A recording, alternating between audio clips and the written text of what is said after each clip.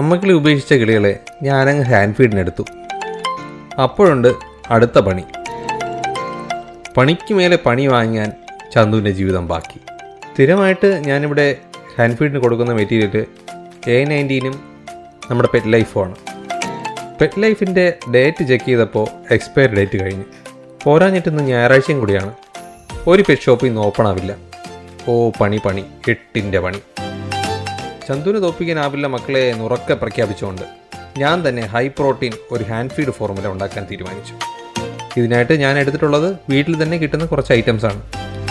ഇതിൽ ഒന്നാമതായിട്ട് 30 ഗ്രാം പൊട്ടുകടലയാണ് എടുത്തിട്ടുള്ളത്. ഇത് ഇവിടെ കുറയ്ക്കാനൊക്കെ ആയിട്ട് വാങ്ങിച്ചു വെച്ചതാണ്. അടുത്തത് നിലക്കടലയാണ്. തോടോടുകൂടെ 25 ഗ്രാമാണ് എടുത്തിട്ടുള്ളത്. ഇതിൽ എണ്ണമയം ഉള്ളത് കൊണ്ട് കമ്പാരിറ്റീവ്ലി കുറച്ചെടുത്താൽ മതിയാകും. അടുത്തത് ചെറുപയറാണ്. 45 ഗ്രാമാണ് എടുത്തിട്ടുള്ളത്. അടുത്തതായി വറുത്ത ചുണ്ടൻകടല തോടോടുകൂടി 40 ഗ്രാമാണ് എടുത്തിട്ടുള്ളത്. അടുത്ത പട്ടാണിക്കടലയാണ്. പട്ടാണിക്കടല തോടോടുകൂടെ 30 ഗ്രാമാണ് എടുത്തിട്ടുള്ളത്. അടുത്ത മെയിൻ ഇൻഗ്രീഡിയൻ്റ് ആയ റാഗി പൗഡറാണ്. കുഞ്ഞിന് നമ്മൾ അംഗൻവാടിയിൽ നിന്ന് കിട്ടിയതാണ്. 100 ഗ്രാം എടുത്തിട്ടുണ്ടേ.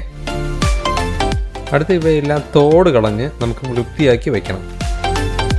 വൃത്തിയാക്കി വെച്ചതിന് ശേഷം ഇവയെല്ലാം നമുക്ക് ഒന്ന് വറുത്തെടുക്കേണ്ട ആവശ്യമുണ്ട്. എല്ലാം ചേർത്തൊരു 4 മിനിറ്റ് മീഡിയം ഫ്ലെയിമിൽ ചെറുതായിട്ട് വറുത്തെടുക്കണം. ഇവ തണുത്തതിന് ശേഷം ഒരു മിക്സിയുടെ ജാറിലോട്ടാക്കി നല്ലോണം പൊടിച്ചെടുക്കുക.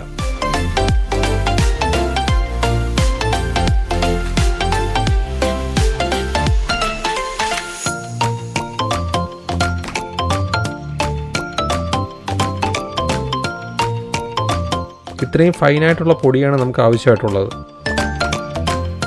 എന്നിട്ട് നമുക്കിതിനൊന്ന് അരിച്ചെടുക്കേണ്ട ആവശ്യമുണ്ട്. 1-2 തവണ നമുക്ക് ഈ മാവിനെ അരിച്ചെടുക്കാം. അങ്ങനെ നമ്മുടെ high protein hand feed formula റെഡിയായി കഴിഞ്ഞു. ഇതിൽ ആവശ്യാനുസരണം നല്ല ചൂടുവെള്ളം ചേർത്ത് കിളിക്കുഞ്ഞുങ്ങൾക്ക് ഫീഡ് ചെയ്യാവുന്നതാണ്.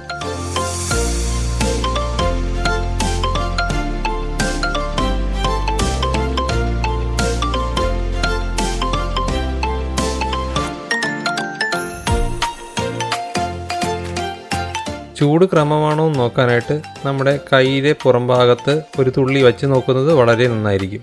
അതിനുശേഷം ഡയറക്റ്റായിട്ട് നമുക്ക് കിളിക്കുഞ്ഞിന് ഫീഡ് ചെയ്യാവുന്നതാണ്. ബാക്കിയുള്ള പൗഡർ വെള്ളം തട്ടാതെ ഫ്രിഡ്ജിനകത്ത് സൂക്ഷിക്കുക.